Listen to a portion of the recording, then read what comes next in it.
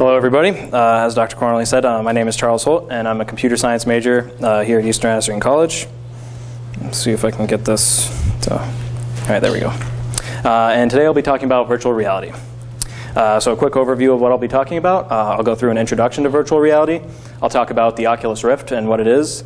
And I'll talk about developing a game and design considerations that you have to take into account when developing specifically for a virtual reality system.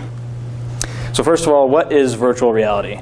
Well, it's generally defined as being a computer-generated environment that humans can experience in some way or receive stimuli from the computer and also interact with in some way or exert their will on the system somehow. But I would say these three criteria alone are not quite enough to describe virtual reality. Take Microsoft Word, for example. You could make the argument that using this definition, a Microsoft Word document is a virtual reality. I mean, it's a computer-generated environment the humans can experience, see the text and type text. So I'm going to add one more criteria, and that is that virtual reality tries to mimic or simulate the real world as closely as possible. And that's really the essence of virtual reality. So an ideal or perfect virtual reality would be completely indistinguishable from real life. So a brief history of virtual reality. It actually has its roots going back to the 1950s with a device, the machine that was made called the Sensorama.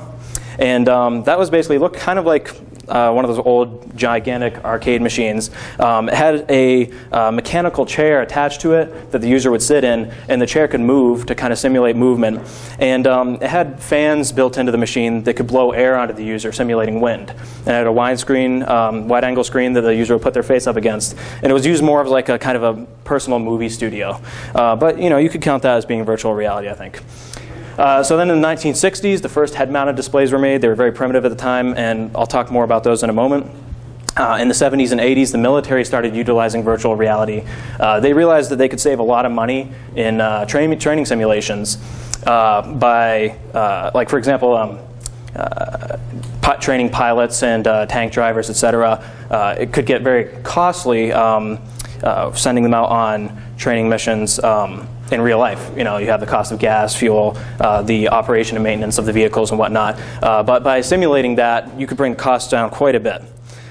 So in the 90s, Nintendo started introducing virtual reality to the consumer market for video games, but that failed horribly.